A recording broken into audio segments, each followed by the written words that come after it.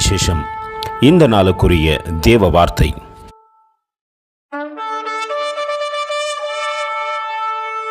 He shall dwell on high, his place of defense shall be munition of rocks, bread shall be given him, his waters shall be sure.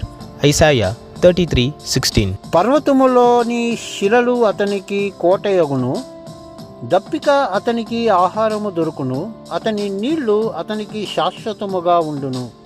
ಯೆಶಾಯ ಗ್ರಂಥ 33:16. ಬಂಡೆಗಳು ಕೋಟೆಗಳು ಅವನಿಗೆ ಆಶ್ರಯವಾಗಿರುವವು, ರೊಟ್ಟಿಯು ಅವನಿಗೆ ಕೊಡಲ್ಪಡುವುದು, ನೀರು ತಪ್ಪುವುದಿಲ್ಲ. ಯೆಶಾಯ 33:16. அவன் உயர்ந்த இடங்களில் வாசம் பண்ணுவான், கன்மலையின் அரண்கள் அவனுக்கு உயர்ந்த அடைக்கலமாகும்.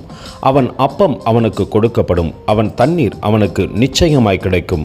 ஏசாயா 33:16. அன்பின் தேவ பிள்ளைகளே, யார் இந்த மனிதன் என்று யோசிக்கின்றீர்களா? ஒருவேளை தேவனுடைய சாயலுக்கு ஒப்பாய் இருக்கிறவர்கள் என்று வேதம் சொல்லுகிறது.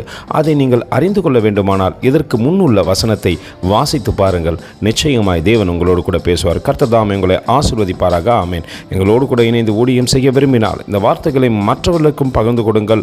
இது ராஜ்யத்தின் சுவிசேஷம். Thank you for watching. God bless you.